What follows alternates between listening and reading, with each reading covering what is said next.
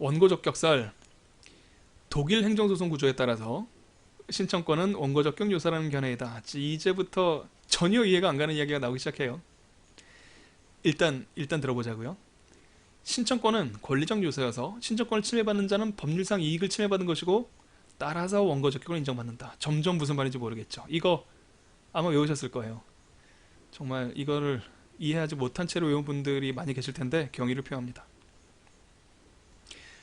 거부 행위가 처분에 해당되는지는 행정소송법 2조 1항 1호에서 정의한 처분에 해당되는지에 따라 판단하면 된다 라고 하면서 대상적격설을 비판한다. 아까 드렸던 말씀을 달리 표현한 겁니다.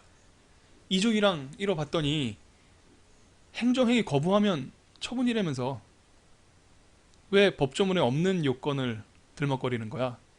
정당한 지적이죠. 어쨌든 3번 정도, 동그라미 3번 정도 이해할 수 있고요. 1번, 2번 도대체 무슨 소리인지 모르겠어요. 일단은 넘어갑시다. 본안요건설, 점입 가경입니다. 독일 행정소송 구조에 따라 원고 적격설이 하는 얘기 비슷하네요. 신청권은 본안요소라는 견해이다. 아니 독일 행정소송 참고했다면서 왜 하는 얘기가 다른지는 이따가 한꺼번에 살펴볼 거예요. 신청권은 권리적 요소이므로 자꾸 듣다 보니까 이제 이해가 가는 것 같기도 하죠. 사실은 그렇지 않은데 그 침해 주장만으로 원고 적격이 인정되고 침해 사실이 인정되면 본안에서 승소할 수 있다고 설명한다. 도대체 무슨 얘기인지 아는 게 더 이상합니다. 이거는 민사소송의 기본적인 구조를 이해하셔야 돼요. 행정소송법 법문상 처분의 거부만으로 대상적격이 인정되어야 하므로 아까 동그라미 3번에서 원고적격설의 근거 얘기했던 것을 달리 또 표현한 거죠. 같은 이야기예요. 신청권이라는 추가적 요건을 요구하는 것을 재판 청구권을 제약한다는 논거를 제시한다. 말은 다르게 했는데 3번의 3번과 4번의 3번은 같은 이야기를 하고 있는 겁니다. 서로 바꿔서 서술해도 아무 문제가 없어요. 어쨌든 이해를 하지 못하는, 우리가 이해할 수 없는 내용들이 잔뜩 등장을 했는데 검토, 원고 적격설이나 대상 적격설로 검토하시기를 추천합니다.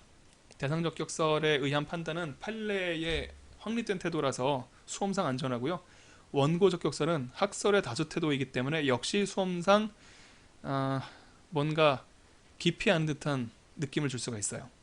그래서 이 둘 중에 하나를 선택하기를 바라고, 대상 적격설을 선택하게 되면 판례의 태도를 따른 것이기 때문에 가장 안전하죠. 만약에 배점이 크지 않을 경우에 대상 적격설로 그냥 어물쩍 판례 태도 소개하고 이게 옳다라고 한다면 넘어가면 큰 문제가 없습니다.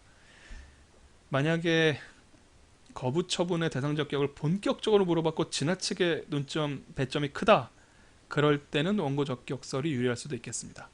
한번 원고 적격설과 본안 요건설을 읽어보시면서 도대체 무슨 얘기인지 한번 파악하려는 노력을 잠깐 해보십시오.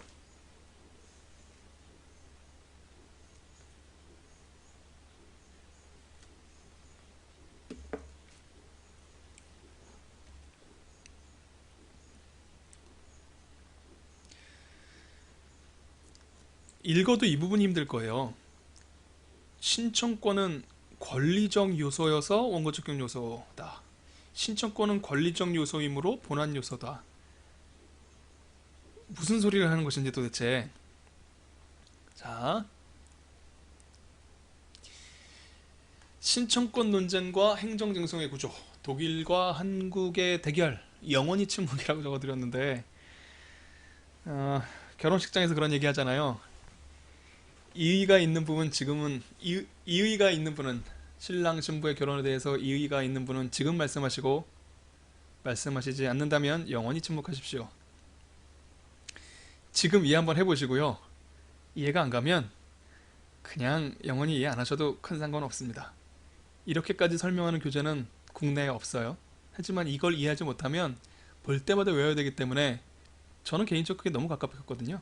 너무 갑갑해서 이제 자료들을 열심히 뒤졌죠. 결과적으로 알게 된 것인데 굉장히 복잡하니까 혹시 이해가 안 가면, 제가 노란 글씨 설명하고 있는 부분에 대해서는 이해가 안 가면 그냥 넘기셔도 큰 문제가 없겠어요.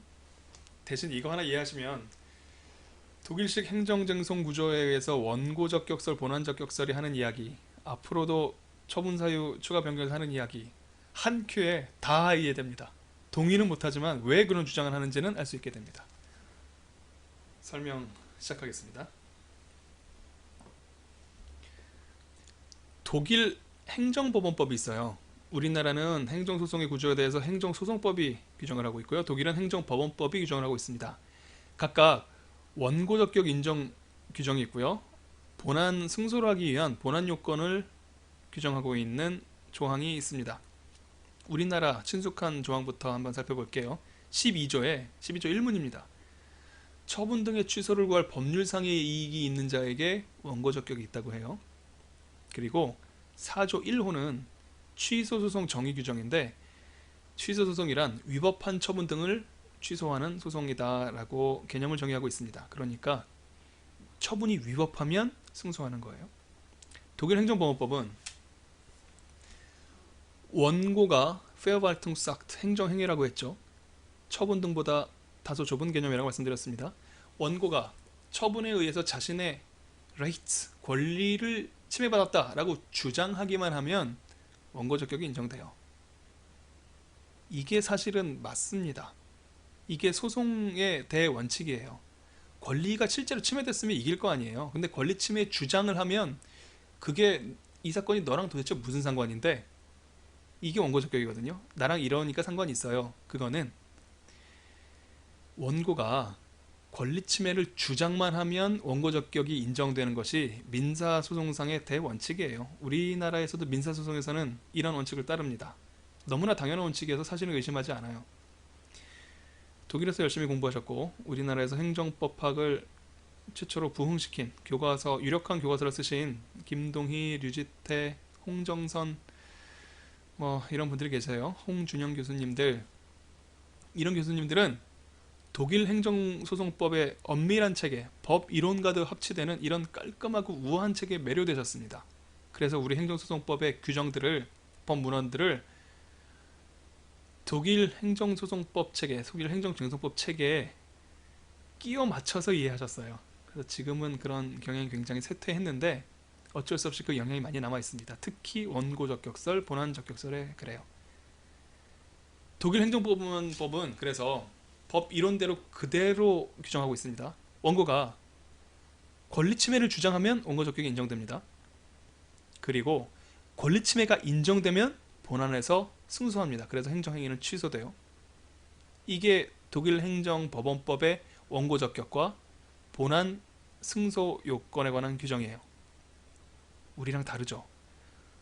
권리 침해를 주장한다는 말이 없습니다. 뭔가 다른 법률상 이익이 있는, 주장하는 게 아니라 있는 자한테 권리 원고 적격이 인정된다는 표현이 쓰여 있고, 본안에서는 권리 침해에 관한 이야기 일절 없고요. 위법하면 취소한대요. 이렇게 적혀 있으면 이대로 따라야죠. 어쩔 수 없죠. 법 규정은 깡패입니다. 법이 적혀 있으면 하는 거예요. 그런데 이론적으로 깔끔하지는 않죠. 이것 때문에 굉장히 많은 문제점들이 실제로 발생은 합니다. 이론적으로 말이 안 되는 부분들이 굉장히 많은데, 일단 여기에 입각해서 현행 실무가 구성되어 있고 그런 관행이 축적되어 있어요. 문제가 생기지 않으면 그대로 가는 겁니다.